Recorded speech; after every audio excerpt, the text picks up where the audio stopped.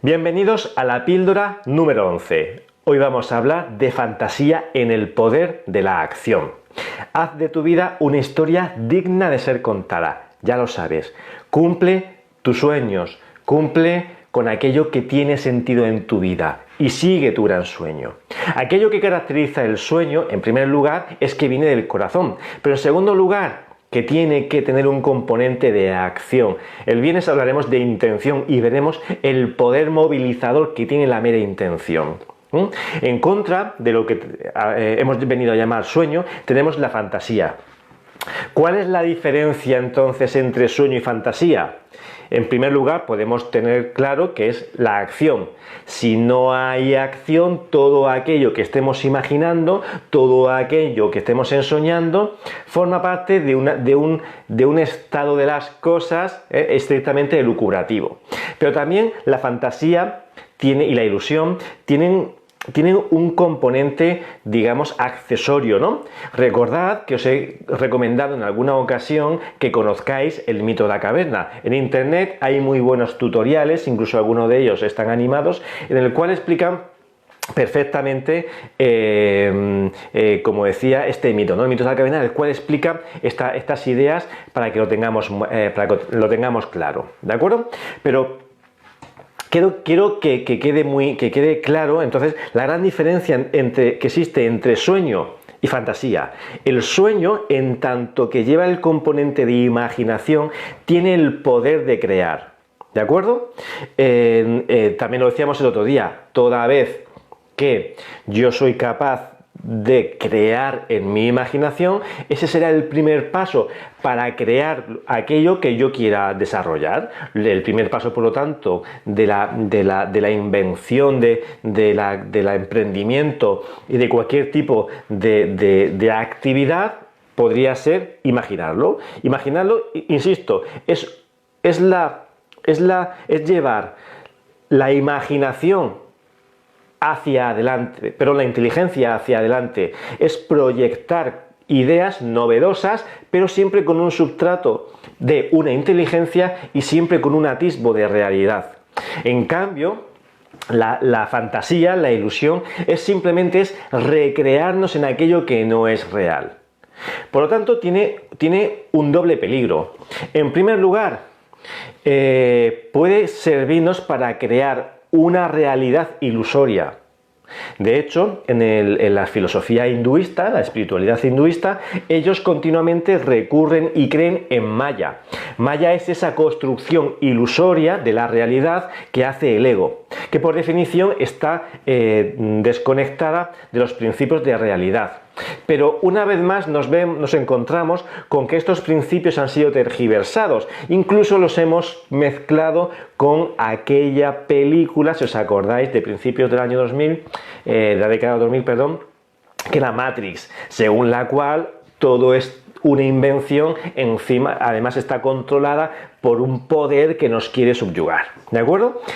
No es exactamente así, ¿no? Maya, en definitiva, es una construcción ilusoria de la realidad en tanto que viene de los sentidos. Y los sentidos siempre van a ser subjetivos, tanto en su capacidad para recibir información como en su capacidad para crear realidad, en tanto que la mente ego va a crear la realidad en función de sí misma. Por lo tanto, si mi ego está filtrando la información de una manera subjetiva y esa información la elaboro de manera subjetiva, aquella construcción que yo haga de la realidad puede tener muy poquito con la verdad. Por eso es muy importante que desarrollemos la capacidad de discernimiento y que nos acerquemos a las verdaderas fuentes de conocimiento, para que seamos capaces de elaborar una correcta información que nos permita hacer una construcción de nuestra realidad de la mejor manera posible. Y por supuesto, dejar que el ego, impedir que el ego sea el que controle la elaboración, como decíamos, del conocimiento, toda vez que desde la subjetividad yo no puedo alcanzar el verdadero conocimiento. Pero el segundo peligro de la ilusión es que puede servirnos para conformarnos, toda vez que si yo de una manera mental, y esto el psicoanálisis, aunque yo no soy especialmente partidario y defensor del psicoanálisis, tengo que decirlo. Pero de esto el psicoanálisis lo explica muy bien, ¿no? Y lo voy a utilizar para que nos entendamos. Si yo utilizo toda la elaboración mental ilusoria, ¿se entiende?, para crear y recrear escenarios, los cuales nunca voy a alcanzar ni voy a perseguir, solamente me van a servir para estar continuamente pensando en aquello que podría ser, porque en el fondo no creo que sea posible, estoy creándome un escenario que puedo llegar a creerme, que incluso puede servir para crear estados emocionales que de alguna manera sean consecuencia de eso que me estoy imaginando de una manera ilusoria y que me estoy creyendo. Por ejemplo, si os acordáis, en el libro yo hablo de los ejercicios de visualización. Yo os recomiendo que a lo largo de un mes, de 2 meses, etcétera, lo podéis leer, hagamos un ejercicio de visualización, pero advierto, ojo, porque ese ejercicio de visualización puede llevarnos a un estado ilusorio en el cual yo me conforme.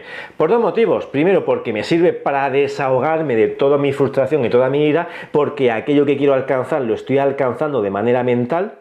Y recordar que la mente no es capaz de diferenciar entre lo real y lo ilusorio. Si yo a la mente les creo un escenario interno en el cual estoy consiguiendo aquello que quiero conseguir, para ella será suficiente. Por lo tanto, en primer lugar, como decía, nos puede servir para recrearnos en algo que no es real y también para desahogarnos todas nuestras iras, todas nuestras frustraciones. Por lo tanto, puede ocurrir que efectivamente lleguemos a conformarnos con lo que tenemos perdón, no lo he dicho bien. Podemos conformarnos en nuestra situación actual porque la situación que queremos alcanzar ya la estamos alcanzando de manera mental, de manera ilusoria, y por lo tanto el beneficio que obtengo en su consecución ya me lo estoy autoproporcionando de manera, como digo, ilusoria. Esto también se da mucho a nivel de conocimiento, ¿no? Si no contrastamos información, si nos creemos fuentes que a lo mejor no son las más reales, etcétera, vamos a crearnos un estado de opinión en contra de lo que Platón habla en el mito de la caverna, de lo que sería la ciencia o el conocimiento real de las cosas. Insisto, Dox Episteme, leer, estudiar, veros es el tutorial del mito de la caverna.